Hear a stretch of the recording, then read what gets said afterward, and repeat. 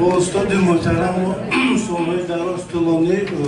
در بخش همه طبی مردمی کار و فعالیت همکاری میکنیم. من همچون نماینده طبی معاصر امروز از دستاوردهایی که امروز اکبرین بزرگواری دارند وسیع استفاده میکنیم در همبستگی این طبی نیاگان ما استفاده میکنیم، در توابط نتیجه خوب به دست میآید. و امروز این استاد محترم شخصی هستند که طب مردمی توجیه که در تمام دنیا معرفی می‌سازند. امروز سعی کوشش دارند، تلاش دارند که طب ما در خارج کشور معرفی شود و به همین هم اونها نایل شدند. و خوشبختانه این است که سال 2004 در ماه دکبر با تشبث پیشوای بیانات پرزیدنت محترم ما طب مردمی قانونی گشت و یک قطار چورابینه اویدی همین رشد همین طب اندیشیده شد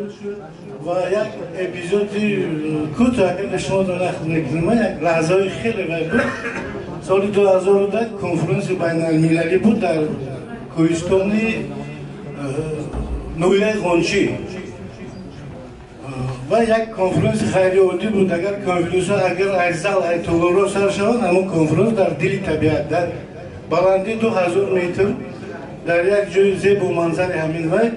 کنفرانس خیلی برپا شد. وقتی که در آنجا مهمانان از خارج کشور بسیار بودن، از داخل کشور و وقتی که با مهمانانی که از دولت اروپا بودن ما هم صحبت شدیم، مخصوصا آلا کولیک و دیرکتور اکادمی طب مردمی چخیا وقتی که ما هم صحبت شدیم با یک است با یک صمیمیت، با یک دلسوزی صمیمیت و اویدی همین زیبایی کشور ما یک سخنها میگفتند. باور کنه حسد میبردند که اینا بینه که در یک کوهستان قدر در یک گوشه همین تاجیکستان قدر زیبایی است و هر یک سخنی که همون اشتراکچی بودن میگفتند که پیش همین جای و وقتی که گل و گیاهی میدیدن که خودروی هستند و میدیدن باور نمیکردن. بعضی وقت رفتن نزدیک میشدن، بوی میکشیدن میگرفتن و خیلی که ما میدونیم در دولت اروپا همون گل و گیاهی که امروز دورو تیار میکنن همشون در گرمخانه ها پرورش میشود و چیزی که در کشور ما هست این خودروی است، خودرو است و همیشه گفتنی هستم که طب مردمی ما معرفیگرش استاد موضوع دوری هستم بیرون از کشور داخل از کشور و با زور درستشان امروز به ما تبریک میگیم و میخواهم که باز در رشد طب مردمی طب معاصر امروزه با سرمایه زیاد بگذارند.